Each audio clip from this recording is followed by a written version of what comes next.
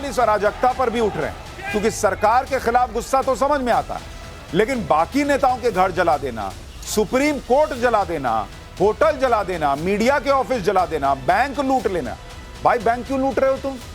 अगर तुम देश को बचाने की लड़ाई लड़ रहे हो तो देश के बैंक क्यों लूट रहे हो? जेल से कैदियों को छुड़ा लिया गया, जैसे बांग्लादेश में आपको याद होगा खूंखार कैदी जेल से छुड़ा लिए गए थे। सेम पैटर्न नेपाल में दिख रहा है, वहां भी कैदी जेल से छुड़ा लिए गए। इस वीडियो में आप नेपाल के राष्ट्रपति आवास को जलते हुए देख सकते हैं कि प्रेसिडेंट का घर जला दिया। ऐसा नहीं है कि सिर्फ मौजूदा सरकार के मंत्रियों पर ही गुस्सा फूटा, सिर्फ उन्हीं की पिटाई हुई या उन्हीं के घर जलाए गए। चाहे मौजूदा मंत्री हो या पूर्व नेता, सब पर भीड़ का गुस्सा फूटा। पूर्व प्रधानमंत्रियों के घरों पर भी अटैक हुआ। और इसलिए भी सवाल उठ रहा है कि अगर मौजूदा सरकार के खिलाफ गुस्सा था तो समझा जा सकता है सारे पूर्व प्रधानमंत्री, नेता, सब पर गुस्सा कैसे। इस वीडियो में प्रदर्शनकारी जलते हुए टायर जिस घर के अंदर फेंक रहे हैं, यह घर नेपाल के पूर्व प्रधानमंत्री पुष्पकमल दहल प्रचंड का घर है। नेपाल के एक और पूर्व प्रधानमंत्री हैं झलनाथ खनाल, उनकी पत्नी को तो जिंदा जला दिया लोगों ने। पूर्व प्रधानमंत्री झलनाथ खनाल के घर में भी आगजनी हुई। प्रदर्शनकारियों की भीड़ ने उनके घर को आग के हवाले कर दिया। जिस वक्त झलनाथ खनाल के घर को आग लगाई गई, उनकी पत्नी राज्य लक्ष्मी चित्रकार घर में ही थी। दावा किया जा रहा है कि प्रदर्शनकारियों ने झलनाथ खनाल की पत्नी को घर के अंदर बंद करके आग लगा दी, जिनकी जिंदा जलकर मौत हो गई। और इसलिए सवाल उठ रहा है कि क्या यह जेन-ज़ी का सिर्फ प्रदर्शन है या इसके पीछे बहुत बड़ी साजिश है। ये कौन से युवा हैं जो किसी को जिंदा जला दे रहे हैं?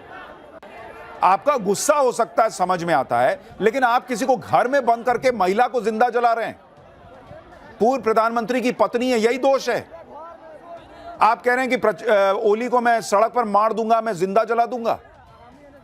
इसी तरह से आप देखिए कि नेपाल के पूर्व पीएम शेर बहादुर देउबा भी भीड़ के गुस्से का शिकार बने। यह वीडियो देउबा के घर पर हमले के वक्त का है, जब प्रदर्शनकारियों ने उन पर और उनकी पत्नी पर हमला कर दिया। इस हमले में जो वीडियो सामने आए हैं उसमें भीड़ देउबा और उनकी पत्नी को पीट रही है और वो लहूलुहान हालत में दिख रहे हैं। ये पूर्व प्रधानमंत्री हैं नेपाल के देउबा, और उनकी पत्नी आरजू देउबा नेपाल की विदेश मंत्री भी हैं। आप सोचिए कि महिलाओं को भी नहीं छोड़ा जा रहा भाई, उनको भी मारा पीटा जा रहा है, जिंदा जला दिया जा रहा है। नेपाल में 3 बड़े और मुख्य राजनीतिक दल हैं और तीनों के ही खिलाफ नेपाल में प्रदर्शनकारी बवाल काट रहे हैं। आज प्रदर्शनकारियों ने ओली की पार्टी सीपीएन यूएमएल के दफ्तर पर भी अटैक किया। वहां पहले जमकर तोड़फोड़ मचाई और उसके बाद दफ्तर की बिल्डिंग को आग के हवाले कर दिया। काठमांडू में प्रदर्शनकारियों ने कम्युनिस्ट पार्टी के मुख्यालय पर भी धावा बोल दिया और कम्युनिस्ट पार्टी का झंडा फाड़ दिया। इसका वीडियो भी वायरल हो रहा है। प्रदर्शनकारियों की भीड़ ने आज नेपाल कांग्रेस के दफ्तर पर भी अटैक किया, पहले जमकर तोड़फोड़ मचाई और फिर पूरी बिल्डिंग को आग के हवाले कर दिया। सवाल इस अराजकता पर भी उठ रहे हैं, क्योंकि सरकार के खिलाफ गुस्सा तो समझ में आता है, लेकिन बाकी नेताओं के घर जला देना, सुप्रीम कोर्ट जला देना, होटल जला देना, मीडिया के ऑफिस जला देना, बैंक लूट लेना। भाई बैंक क्यों लूट रहे हो तुम? अगर तुम देश को बचाने की लड़ाई लड़ रहे हो तो देश के बैंक क्यों लूट रहे हो? जेल से कैदियों को छुड़ा लिया गया, जैसे बांग्लादेश में आपको याद होगा खूंखार कैदी जेल से छुड़ा लिए गए थे। सेम पैटर्न नेपाल में दिख रहा है, वहां भी कैदी जेल से छुड़ा लिए गए। ये कौन सा प्रदर्शन है बॉस? ये लोगों को समझ में नहीं आ रहा है कि ये क्या सिर्फ जेन-ज़ी का आंदोलन है या ये हाईजैक हो चुका आंदोलन है। सवाल पूछा जा रहा है कि शांतिपूर्ण तरीके से शुरू हुए प्रदर्शन को भड़काया किसने और इस लेवल पे कौन ले गया है कि लोगों को जिंदा जला देने में इस भीड़ को आनंद आ रहा है? किसकी साजिश है इसके पीछे? क्योंकि आप ये देखिए कि काठमांडू में प्रदर्शनकारियों ने सुप्रीम कोर्ट में आग लगाई। नेपाल में विरोध के नाम पर काठमांडू के हिल्टन होटल को आग के हवाले कर दिया। होटल क्यों जलाए भाई? होटल का क्या काम? देश में आपको लगता है भ्रष्टाचार है, आपको लगता है सोशल मीडिया क्यों बंद कर दिया? होटल ने क्या किया था तुम्हारा? होटल क्यों जला दिए? नेपाल के सबसे बड़े मीडिया हाउस की बिल्डिंग को आग लगा दी। जहां नेपाल के बड़े अखबार काठमांडू टाइम्स, कांतिपुर पब्लिकेशन जैसे मीडिया हाउसेस के दफ्तर हैं, देखिए उसको फूंक दिया। मतलब कोई सिरपैरी नहीं दिख रहा है इस आंदोलन का। जिसको मन उसको आग लगा दे रहे हैं, जिंदा जला दे रहे हैं। खबर है कि प्रदर्शनकारियों ने अब बैंकों को भी निशाना बनाना शुरू किया। काठमांडू में राष्ट्रीय वाणिज्य बैंक और हिमालयन बैंक को निशाना बनाया गया, जहां लोगों ने बैंक में घुसकर तोड़फोड़ मचा दी और लूटपाट कर दी। ये कौन सा जेन-ज़ी है भाई जो बैंक में लूटपाट कर रहा है, लोगों को जिंदा जला रहा है?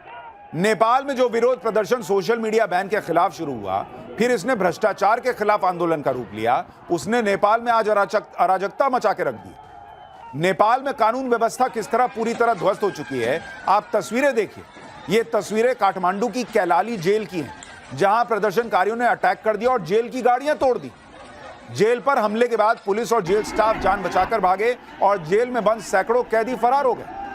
अब अगर ये आम लोगों का आंदोलन है, ये कौन से आम लोग हैं बॉस जो कैदी को छुड़ा ले रहे हैं? ये सवाल मन में नहीं आएगा। ये सवाल पूछने की बजाय इस आंदोलन की तस्वीरें दे रही हैं कि कौन से आम लोग हैं जो किसी आम आदमी को जिंदा जला दे रहे हैं, कौन से आम लोग हैं जो बैंक लूट ले रहे हैं, ये कौन सी आम पब्लिक है जो कैदी को छुड़ा ले रही है। नेपाल के कोटेश्वर में तैनात 3 पुलिस अधिकारियों की प्रदर्शनकारियों ने बेरहमी से हत्या कर दी। ये कौन सी पब्लिक है बॉस जो पुलिस को मार दे रही है? आम पब्लिक हत्यारी बन गई। कई जगह पर पुलिस वालों से प्रदर्शनकारियों ने हथियार छीनने की कोशिश की। आप देखिए, बंदूक छीन लिया इन लोगों ने। सवाल उठ रहा है कि नेपाल के लोग अगर सरकार और पॉलिटिकल सिस्टम से गुस्सा है तो प्रदर्शन के नाम पर कानून व्यवस्था को चुनौती क्यों दी जा रही है? और कौन सी नॉर्मल पब्लिक होती है बॉस जो किसी को भी मार देती है? आम आदमी का हाथ कांपेगा किसी को जिंदा जलाने में, ये लोग जिंदा जला दे रहे हैं। इन सवालों को हवा देने वाले वीडियो भी सोशल मीडिया पर पोस्ट किए जा रहे हैं। आप वीडियो देखिए जिसमें शांतिपूर्ण प्रदर्शन चल रहा था, फिर इन लोगों के पीछे अचानक से सैकड़ों बाइकों का रेला आ गया। ये देखिए बाइक। कहा जा रहा है कि नेपाल में पहले शांतिपूर्ण प्रदर्शन शुरू हुआ था। उग्र और हिंसक बनाने में इन बाइक सवारों का हाथ है, जिन्होंने शांतिपूर्ण प्रदर्शन को हाईजैक करके हिंसा मचानी शुरू कर दी। और इसलिए नेपाल में जो हो रहा है उसको लेकर सवाल उठ रहे हैं कि क्या इसके पीछे बहुत बड़ी साजिश है और क्या यह साजिश भारत को भी निशाना बनाएगी। नेपाल को इस तरह से जलाने के लिए क्या कहीं से ऑर्डर आया? क्या कोई सीक्रेट ताकतें इसके पीछे लगी हुई हैं? नेपाल में आगे क्या होने वाला है, अब इन सब पर बातें हो रही हैं। इसी बीच नेपाल के एक नाम की बड़ी चर्चा हो रही है और दावा किया जा रहा है कि यही नेपाल का अगला पीएम होगा। कहा जा रहा है कि नेपाल के युवा बालेन्द्र शाह को नए पीएम के तौर पर देखना चाहते हैं। ये बालेन्द्र शाह हैं। बालेन्द्र शाह बालेन शाह के नाम से जाने जाते हैं। बालेन शाह काठमांडू के मेयर हैं। जेएनसी प्रदर्शन में जब सड़कों पर युवा उतरे तो बालेन ने फेसबुक पर लिखा था कि उनका पूरा सपोर्ट प्रदर्शनकारियों के साथ है। अब यह समझिए कि बालेन शाह है कौन और क्यों नेपाल के युवाओं को बालेन शाह में ही भविष्य का नेता दिख रहा है। बालेन शाह ने राजनीति में आने से पहले एक रैपर और कलाकार के तौर पर अपनी पहचान बनाई थी। रैप के जरिए युवाओं के मुद्दों को, उनकी परेशानियों को आवाज दी। इस वजह से बालेन शाह युवाओं में बहुत मशहूर हैं। बालेन शाह ने सिविल इंजीनियरिंग में अपना करियर बनाया। साल 2022 में वो मेयर का चुनाव निर्दलीय लड़े और बड़ी बड़ी पार्टियों को हराकर चुनाव जीता। दावा है कि मेयर के तौर पर उन्होंने साफ सफाई, स्कूली शिक्षा में सुधार पर काम किया। यही सब वजह है कि नेपाल में तमाम सोशल मीडिया, खासकर फेसबुक के पोस्ट बालेन के समर्थन में अटे पड़े, जिसमें लोग मेयर बालेन से इस्तीफा देकर राष्ट्रीय नेतृत्व संभालने की मांग कर रहे हैं। सेम वही पैटर्न दिख रहा है जो बांग्लादेश में था, जहां मोहम्मद यूनुस के लिए कहा जा रहा था कि बॉस आप संभालिए।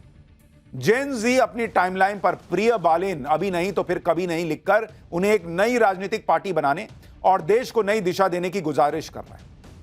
बालेन शाह उस वक्त भारत में चर्चा में आ गए थे जब उन्होंने भारत की फिल्म आदि पुरुष की रिलीज पर रोक लगा दी थी, क्योंकि फिल्म में माता सीता को भारत की बेटी कहा गया, लेकिन कोर्ट में उनका आदेश नहीं टिका। इसके अलावा बालेन शाह वो व्यक्ति हैं जो अपने ऑफिस में ग्रेटर नेपाल का मैप लगाते हैं, जिसमें उत्तराखंड, हिमाचल प्रदेश और सिक्किम के कुछ हिस्सों को नेपाल का बताया गया है। इसके अलावा जब KP Sharma Oli SCO meeting के लिए चीन जाने वाले थे तो बालेन ने यह मांग रखी थी कि केपी शर्मा ओली लिपुलेख का मुद्दा चीन के सामने उठाएं। लिपुलेख भारत का हिस्सा है जिससे नेपाल अपना बताने में लगा हुआ है।